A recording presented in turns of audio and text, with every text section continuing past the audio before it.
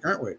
Explain everything we're doing here, and this is Zoom. Well, To those that aren't new to the platform, you know, you mean in terms of what we're doing with the Zoom way? Is that what you're referring to? Yeah, because it's new to me. I'm an old fart, I know, but it's interesting. It took us a little bit. It took us a bit to get this going. Big Daddy, of course, he's never done the Zoom thing, so tonight's his first. So he's doing extremely well, except that you keep going too close to the camera and it cuts off your eyes and your head sometimes. Oh, well, we'll get him We'll get him tuned into this as it goes. But yeah, the weather that's impending. Of course, I don't live in town anymore, and you know, as for Lee and Amanda, they also are nowhere in town. So, and we're missing Lee. Lee is he's been feeling a little under the weather he has a few little health issues there that kind of hinder him sometimes. Actually, if I'm looking out your window, it looks like you're getting that storm. It's there. It's there. Now you're looking at the light from the St. George's Church. Oh no! Can you see the church behind me there? When we're done, you need to look at this video because it looks like out the window you can see this. So you'll see later. Look right behind you. Yes, you're right. Yeah, you're right. Yes, you're right. The house stars. We'll get this show on the road because I've got to make a run to pick up a family member. So I don't want to because it's your way now, and I'm a little further east, so it's coming. So I need to get my butt in gear. All right. So we'd like to say Tosh and the gang as well over in England and in Ireland as well. Kenny Tosh does the morning show on GTA. Let's get into a few tidbits. I'll kick it off, Leah. You want me to kick it off? Yeah, right. Sure. The song Touch of Grey by the Grateful Dead is about the band aging gracefully. The phrase touch of gray is a reference to getting older. As for most people, their hair starts getting gray as they age. Aging gracefully is a challenge, especially in the music industry. And according to Dead drummer Mickey Hart, Robert Hunter wrote the lyrics as a pick-me-up. When he wrote Touch of Grey, we were struggling, Hart said, but it became an anthem to us. It perked us up. This was the Grateful Dead's first and only hit song, as a matter of fact. They didn't have any top 40 hits apart from this one. They never set out to be on the radio, enthralling fans with their mind-bending musical landscapes and confounding critics with their interminable jamming, of course. And the line, I will get by, I will survive, became a mantra of resilience in the Dead community. When Jerry Garcia fell into a diabetic coma in July 1986, it looked like the group could be finished. When he returned to action in December, the group opened with Touch of Grey, reassuring fans that they would indeed get by. What a great story. And what a great song. And you know, the thing about the Grateful Dead, Leah, unless you're in radio, you wouldn't know the fact that they were not a top 40 band. They were not. No. In fact, I think they only had one hit. That was it. One big hit. That's it. And that came in the 80s. And then that was it. And it came in the 1980s. Yeah. So indeed. I do know. All right. What's going on? Let's have a look at some of the birthdays. All righty. So, you didn't finish. Oh, yes, you did. Sorry. Forgive me. I finished. Well, down below. Okay. So, Mickey Jones. Oh, I see. No, I hopped. I'm sorry. Yeah. So grab that one. There you go. So I'll grab the Mickey Jones story. See, Leah and I this is our first date together on Zoom. So we're kind of feeling things out and coughing and stuff. Mickey Jones, who was Bob Dylan's drummer in 1966, also played on the #1 hit, Ruby, Don't Take Your Love to Town. And he later became an actor, appearing in over 100 movies and TV shows, including Baywatch, Total Recall, Justified, MASH, and one of my all-time favorites, the coolest guy in the world, The Rockford Files. Am I the only guy that thinks James Garner is cool? Did you like him? Yeah, I used to watch that with my parents when I was a kid. Loved that. And pardon me for the noises, but that's just something going through our system here. But the thing I liked about James Garner was the fact that he would take a punch and he'd go, "Oh, that hurt," you know. And usually you see Clint Eastwood take a punch and it doesn't hurt, but he was a comical guy. All righty.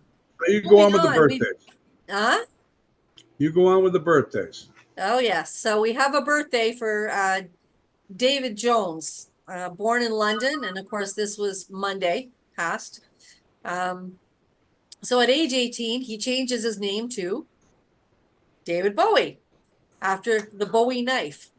To avoid confusion with Davy Jones and the Monkees, Bowie performs with several bands as a teenager ahead of releasing the album Space Oddity in 1969, the total track of which earns him his first #1 in the UK. After a period of experimentation, Bowie reemerges to even greater success in 1972 with the rise and fall of Ziggy Stardust and the Spiders from Mars. The concept album served as the introduction to the musical chameleon's original alter ego, the bisexual extraterrestrial Ziggy Stardust, whose flamboyant clothing and androgynous persona challenged gender, sexual, and social stereotypes like had never been done before.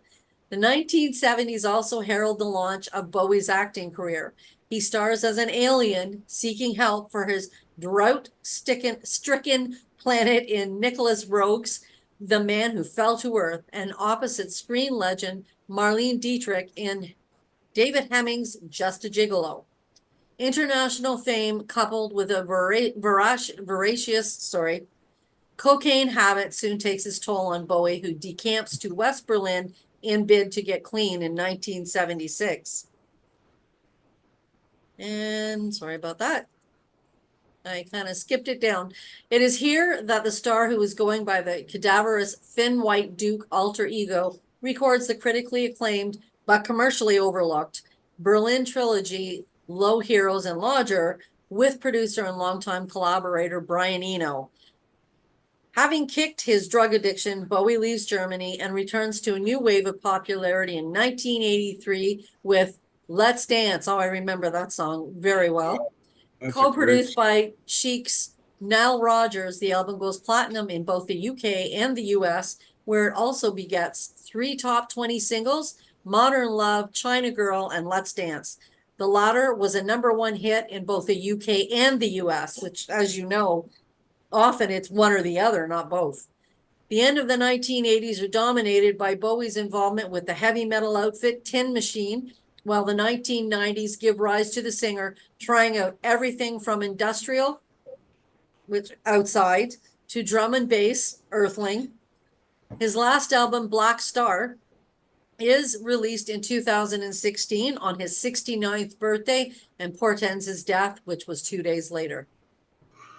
You know, he really hid his death from the world because we were all shocked.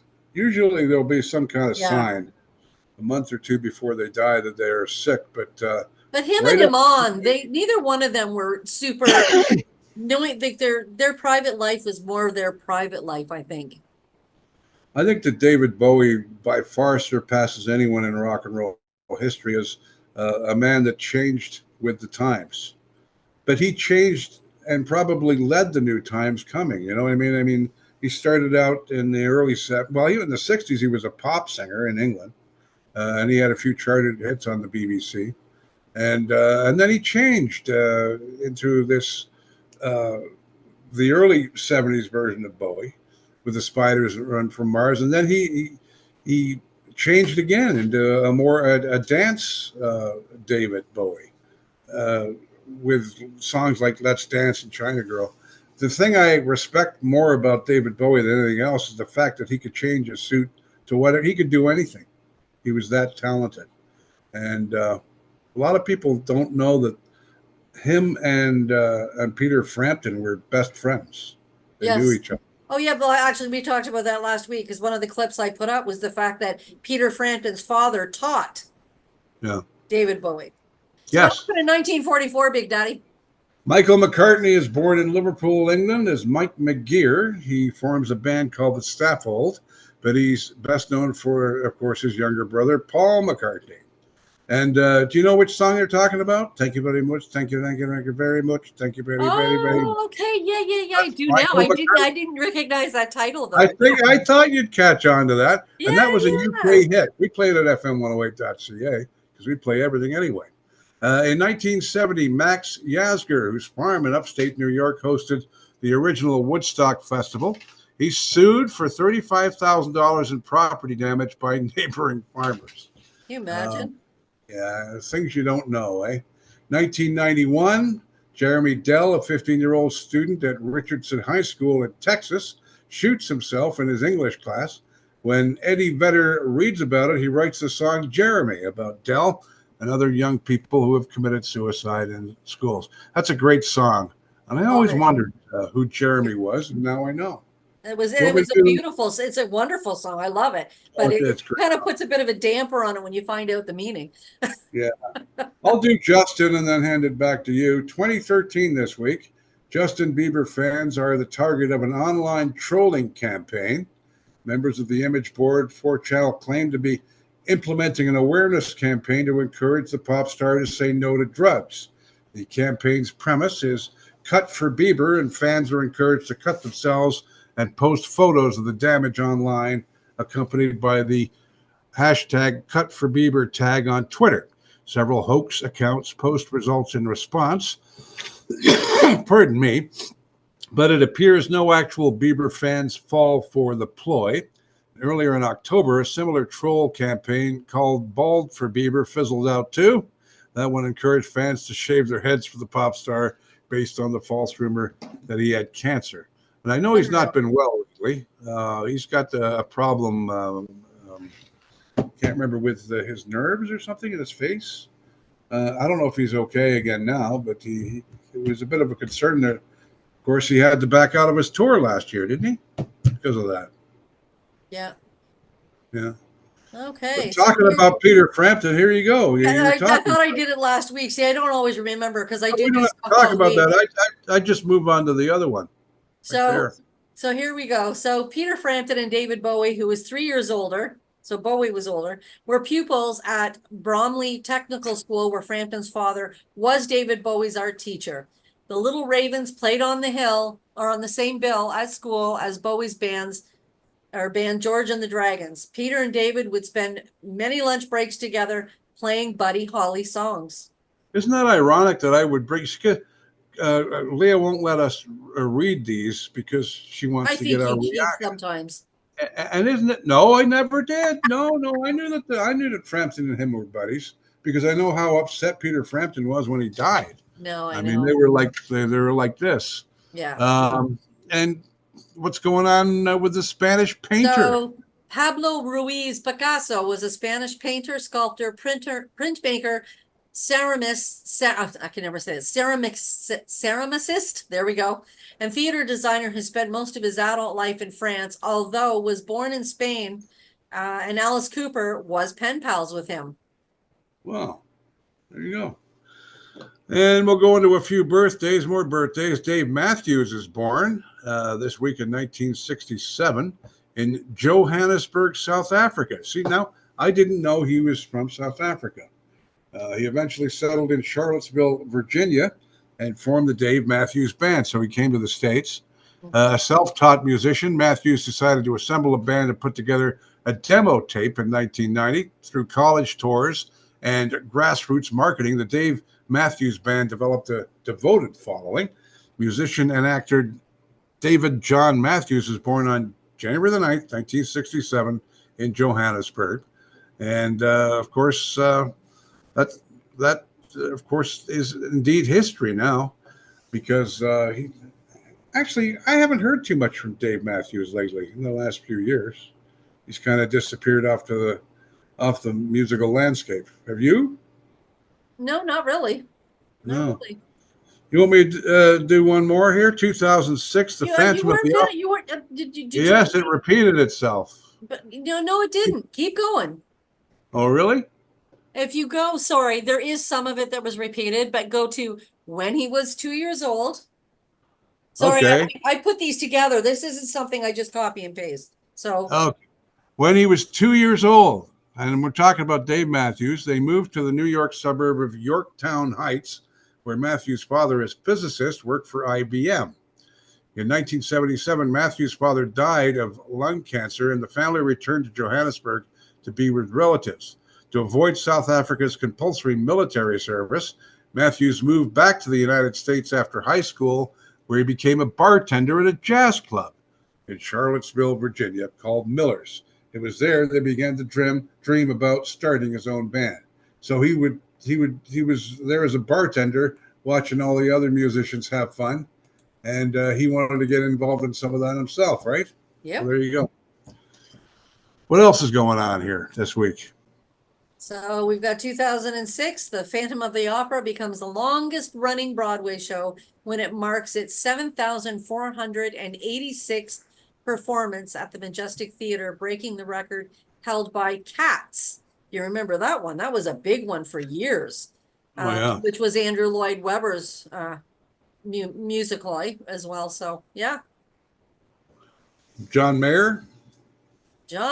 So a year later, John Mayer joins Steve Jobs on stage at the Macworld Expo in San Francisco to introduce Apple's latest invention, the iPhone. Steve Jobs makes good on his promise that Apple is going to reinvent the phone.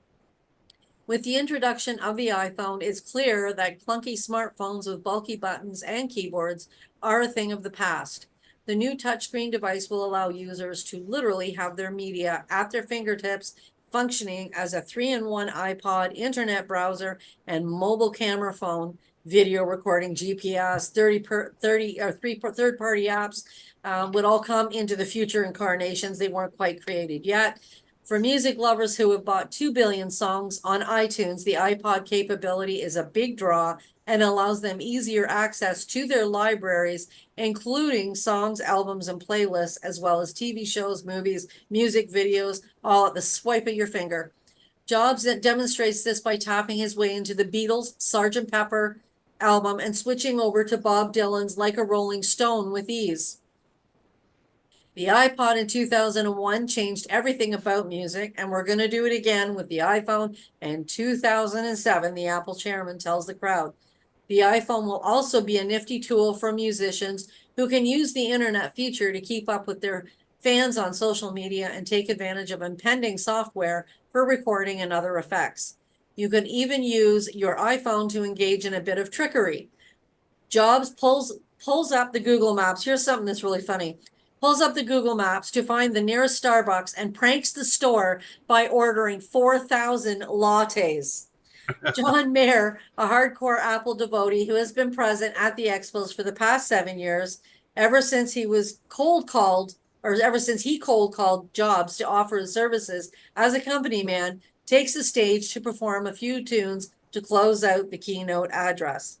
He also nabs one of the first iPhones when an Apple sales associate hand delivers a pre-release while he's on tour. Upon its release on June 29th, Americans hit Apple stores throughout the country to scoop up the device at a $599 a pop for the 8 GB model. Apple estimates selling millions of iPhones in the first 74 days. And of course, it's hard to believe that was 2007. Here we are in 2024. And can you imagine what Starbucks felt like when they got an order for? I love that. 4,000 lattes. They would have thought they hit the jackpot on that one. Oh, yeah. I've always been a big Gordon Lightfoot fan. Did you know that when Gordon Lightfoot wrote and recorded Sundown, he had just gotten out of a divorce, and many wondered if his ex-wife was the woman in the song. Well, it was not. Instead, the song came out of his long affair with Kathy Smith, whom he was already involved with at the time of the divorce. Smith was even cited in Lightfoot's divorce papers, which saw the musician pay what was at the time the most expensive divorce settlement in Canadian history. Lightfoot and Smith's relationship wasn't an easy one, and Smith was known as someone who liked hanging around musicians. And Lightfoot was a jealous guy, which led to arguments, fights, and altercations. I could just imagine. Allegedly, Lightfoot broke her cheekbone during a drunken fight once, and there's also a story about Lightfoot firing an opening act from his tour because he thought they were flirting with Smith. And for years, he didn't say anything specific about the song, but I've lost myself here. He thought they were documentary. But in the documentary, Gordon Lightfoot, if you could read my mind, Lightfoot eventually revealed that Sundown is about his stormy relationship with her, which lasted about 3 years. And it was one of those relationships where you get a feeling of danger, he said. Kathy Smith was also known for injecting John Belushi with the fatal dose that led to his death. So, the two, you wouldn't put the two together, but she was a bit of I guess, a groupie in a way. And she was. I mean, potentially that's what she was. But and he really fell hard for her. So I always thought that that song was written about his wife, but now I've learned something again. Anyway, moving on with Ronnie Hawkins' stories here first. So 1935, Ronnie Hawkins, OC, born Ronald Hawkins on January the 20th, 1935, died 29th of May in 2022, so just over a year ago, was an American-Canadian rock and roll artist whose career spanned more than half a century. He recorded solo and in early recordings as Ronnie Hawkins and the Hawks. His career began in Arkansas, where he was born and raised. He found success in Ontario, Canada, and lived there for most of his life. He is remembered as very influential in the establishment and evolution of rock music in Canada. A pioneering rock and roll musician and cousin to fellow rockabilly pioneer Dale Hawkins, is known as Rompin' Ronnie Hawkins, or the Hawk, which I think everybody knows him as Rompin' Ronnie. I think was what I first got to know him as. He was a key player in the 1960s rock scene in Toronto, and for the next 40 years performed all over North America, recording more than 25 albums. At the age of 9, his family moved to nearby Fayetteville. After graduating from high school, he studied physical education at the University of Arkansas, where he then formed his first band, the Hawks, touring with them throughout Arkansas, Oklahoma, and Missouri. Hawkins also owned and operated the Rockwood Club in Fayetteville, where some of rock music's earliest pioneers came to play, including Jerry Lee Lewis, Carl Perkins, Roy Orbison, and Conway Twitty. October the 4th, 2002 was declared Ronnie Hawkins Day by the City of Toronto, when Hawkins was inducted into the Canada's Walk of Fame in recognition of his lifetime contribution to music and his generous support of the Schizophrenia Society of Ontario and other charitable organizations. Ronnie Hawkins was inducted into the Canadian Music Industry Hall of Fame at the Canadian Music Industry Awards on March 4th, 2004. His pioneering contribution to the genre has also been recognized by the Rockabilly Hall of Fame. In 2005, he was awarded an honorary degree from Laurentian University.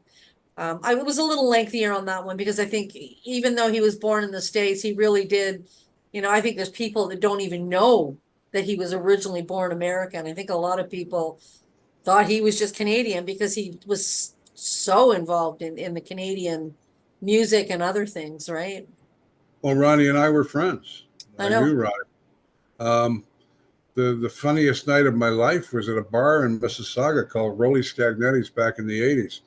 And I was sat with Ronnie Hawkins, Eddie Shack, and the guy that used to write the columns in this, what's his name? Can't remember his name off the top of my head, but between the three of them, they just kept it going all night, one-liner after one-liner. I don't think I've ever had more fun in my life than I did that night. And Ronnie used to call me when I was on the air and just to say hi, prompted by my old boss, Norman B., who was a very good friend of Ronnie's. Him and Ronnie were like that. But Ronnie and I knew each other, and he was a great guy. And what a talent and what an amazing man in Canadian music history. The guy that started it all, you know what I mean? Or one of them, along with Jack Scott. Canada's Walk of Fame in recognition of his lifetime contribution to music. That says a lot, you know what I mean? Exactly. So what happened in 1949, Big Daddy? How are we doing for time, by the way? Because we're okay for a short bed, but as I said to you, I got to go out and drive, and I got to do this before the weather starts, so we got to move. We keep forgetting to start the timer. 1949. I'm good. The vinyl record format, 1949, And the war heats up as RCA introduces the 45 RPM 7-inch record. It eventually replaces the 78, of course, for singles, one song on each side. The format takes off in the early years of the rock era, and we all remember going to our favorite record store for the top 40 songs, which were all on the wall. In every different market, doesn't matter where you were. 2016, this week, of course, as we mentioned before, David Bowie dies at the age of 69 after an 18-month battle with liver cancer. And in 2023, Jeff Beck dies at the age of 78 after coming down with bacterial meningitis. And here's one on Jim Morrison. Jim Morrison's transferred to UCLA on This Week in History, and he used to play Monopoly with of his film studies classmates, Francis Ford Coppola. And Francis Ford Coppola also had said, I was friends with Jim Morrison when we were film students at UCLA. He was a very warm and kind person, very considerate, interesting, and had a strong interest in philosophy. His father made a big impression on him. He was a naval admiral, commander of an aircraft carrier. My God. One night, the Doors brought me their record, and I listened to Light My Fire. 2 years later, they were a big deal. On the set of Apocalypse Now, one of my editors, Barry Malkin, was set to go home on a Saturday. I was still shooting, and I visited the editing room before he left. I saw a bin that was filled with the Doors songs and noticed one with the title The End, and jokingly said, wouldn't it be interesting if we started the beginning of the movie with a song called The End? And I reached out into the bin, and it was one of the scrap footage, and just pulled out everything or anything. And it turned out to be some film showing helicopters sliding by the flames of the big napalm drop in the Battle of the Valkyries scene. And I liked it. So I made it the beginning. And that's how, in the end, became the very beginning cut to the movie, Apocalypse Now. And everybody remembers that. You know, when Apocalypse Now comes on, there's the Doors. It was actually a really, I quite enjoyed the way they started it. It's kind of interesting how he did that. And it's such a great song that's never played. And I'm glad it's never played because you enjoy hearing it every time you hear it. More birthdays? Go ahead. All righty. So we have a birthday. 1895. American engineer and inventor Lawrence Hammond, the inventor of the Hammond organ and the world's first polyphonic, I guess, musical synthesizer, the Nova chord. In 1933, Hammond bought a used piano and discarded everything apart from the keyboard action. Using the keyboard as a controller, he experimented with different sound generating methods, finally setting on one, the tone wheel generator. The sound of the Hammond was used by many rock artists, including Procol Harum, Keith Emerson, Led Zeppelin, the Allman Brothers, and the Faces. Hammond died on July 3rd, 1973. 1958, Vicki Peterson, guitar vocals from American pop rock band The Bangles. The band recorded several singles that reached the top U.S. In the U.S. top 10 during the 1980s, including the Prince song Manic Monday, which a lot of people didn't know that either, was actually a Prince song. 1986, which was originally written for his group Apollonia 6. Walk Like an Egyptian, which was in 1986, a cover of Simon and Garfunkel's Hazy Shade of Winter, In Your Room, and Eternal Flame, which was number one hit in 9 countries. Singer Susanna Hoffs later revealed she sang the studio recording of Eternal Flame completely naked after a producer told her that Olivia Newton-John recorded unclad. See, now I've just learned 2 things, that Olivia did, and so did Susanna. Yeah. There you go. In 1958, the release date for the Elvis Presley single Jailhouse Rock was put back a week after Decca Records' pressing plant in the UK were unable to meet the advanced orders of 250,000 copies. Some of the characters named in the song are real people, by the way. Shifty Henry was a well-known LA musician, not a criminal. The Purple Gang was a real mob. Sad Sack was a U.S. Army nickname, of course, in World War II for a loser. I remember that. In 1992, Nirvana make their first appearance on Saturday Night Live. They leave a mark after performing their hit Smells Like Teen Spirit. They played Territorial Pissings for their second songs, then trash their instruments and anything else they can find on stage. You want the Jimmy Page story? Go ahead. My boys. Yeah, that's why I gave it to you. Jimmy Page was obsessive over bands' guitar parts. During overdub sessions for Presence, he worked upwards of 18 hours a day in Musicland studios in Germany, getting the parts just right. Of course, he was on a deadline at the time, having to vacate the studio because the Stones were booked right after Zeppelin, so they had to get their button gear. That seemed to inspire him even more. While Jimmy Page's work with the Yardbirds, Led Zeppelin, and The Firm is very well known, loved, and respected, he has played on many recordings by other artists. Before and after he joined the Yardbirds, Page was a very much in-demand session player. In fact, it was the money he made from his session work that helped him finance the recording of Led Zeppelin 1. So that was their first album. It was up to him. He was the one that actually financed it, which is really cool. Before the Yardbirds and Led Zeppelin, Jimmy Page was a session musician who played on various hit records, including Tom Jones's breakthrough single, It's Not Unusual. It's Not Unusual. Anyways, in 1965, it was the song that kicked off Jones's career, and Page played a pivotal part in his story. Even though we equate him and his career and his work with those three superstar bands in which he's played, he has done very much more. Here's a few of the band's songs that many had no idea he was a session guitarist and oftentimes a lead guitarist, which in many cases, such as Tom Jones, created stardom. So you've got from the Nashville Teens, the song The Tobacco Road. Rolling Stones, the one hit, To the Body. Rolling Stones, Scarlet. You got Joe Cockers with a little help from my friends. Tom Jones, It's Not Unusual. Then there's the band Them, Baby Please Don't Go. Crispian St. Peter's was the song The Pied Piper. You got The Who with The Bald-Headed Woman, and Jackie DeShannon, which was a really big song. He had a history he actually dated Jackie DeShannon at some point. Her song Don't Turn Your Back on Me, and then you've got Donovan, Sunshine Superman. So there's about 10 of, I'm sure there were many more, but there's 10 very key songs that he played on.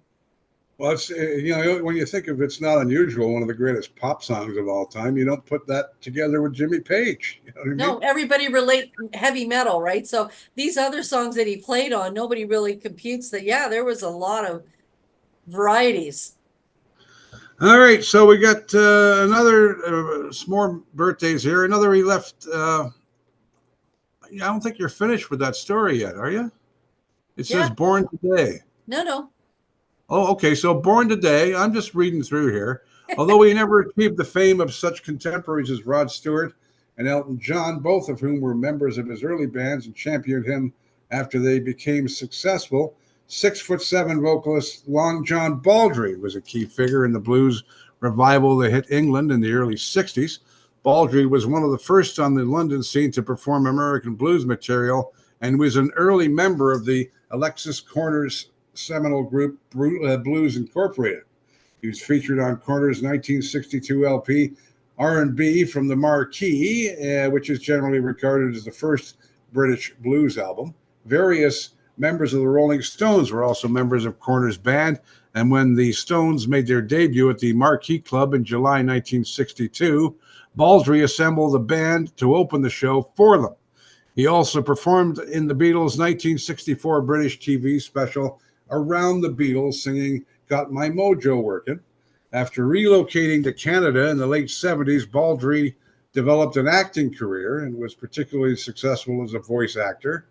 Baldry was one of the first prominent pop performers to be openly gay, though he never made a public statement on the issue in the 60s when homosexuality was still a criminal offense in Britain. He acknowledged his sexuality in the title of his 1979 album, Baldry's Out, whose punning title was referred to as a recent stint in a mental hospital. Baldry was instrumental in helping Elton to accept his sexual orientation and back out of marrying a woman with whom he had a troubled relationship. The incident inspired Elton's 1975 hit, Someone Saved My Life Tonight. And of course, not many people know that was written about Long John Baldry. Yep. How are we doing for time now? Have we got time for all this stuff? We've got 3 left. All right. 1959, Berry Gordy, who had a hit as a songwriter with Lonely Teardrops, launches the Tamla Record Company with $800 that he had borrowed from his family. A year later, he changes the label name to Motown Records. 1965, Rob Zombie is born Robert Cummings in Haverhill, Massachusetts. He works as a production assistant for the popular children's series Pee-wee's Playhouse before forming the band White Zombie. Did you know that? I didn't know that either. He worked with Pee-wee Herman. He was the PA for them. Yeah. You read the last You might as well round her out. Go ahead. You'll do the last one there for 2018. 2018, the movie Proud Mary opens in theaters with the tagline, "Killing for the man every night and day." John Fogerty is not pleased, tweeting his disapproval. "It irks me when people seek to capitalize on the popularity of my music." Fogerty tweets, "This movie has nothing to do with me or my song." The film, starring Taraji P. Henson as a hit woman, gets a 25 rating on Rotten Tomatoes. The Tina Turner version of the song, which Fogerty doesn't control, is used in the film and the trailer. There you go. There you go. Interesting week in music this week. And we've started a new platform. We're now available on Zoom, which is kind of like being on the Brady Bunch in a way, isn't it? Well, you kind of think we're all in different windows, right? I've been in radio for, this is my 51st year in radio, and constantly learning the new things. And it's hard to keep up with technology. And I heard about Zoom. I thought, oh, that's all right. And when but I really like this format. I think it's and I look a little bit like Mike Brady around the eyes. You have to admit, don't you think? The Brady Bunch. Yeah. Yeah. Well, Big Daddy, we got to go because I got to get in the car and go before I get caught in it. Because if it's I look in your window, it's coming out pretty good, so it's on its way. Where I should get it within the hour, so I should probably get my butt moving. And I'm going to call the pizza man because I'm not cooking anything tonight. It's one of those radio inside production nights. Just be patient. Thank you very much. Just be patient when the pizza man doesn't get there really quick. You got to sit back, Big Daddy. I can't only see your nose. Now, why don't I just I do this properly this time so I can say, and it doesn't matter. You don't have to see my face, but this is right here, the Mike Devine chime, invented by Mark Panopoulos. Backwards. There you go. You didn't do it backwards. Is it backwards? No, you did it the first. There you go. There we go. And we'll see you next week. I don't know if we're going to be on this platform or the live one where we do it the other way, but either way is good with me. But I really enjoyed this format. We'll see you next week. Assume the position. Good night. Good morning. Good afternoon. Good evening.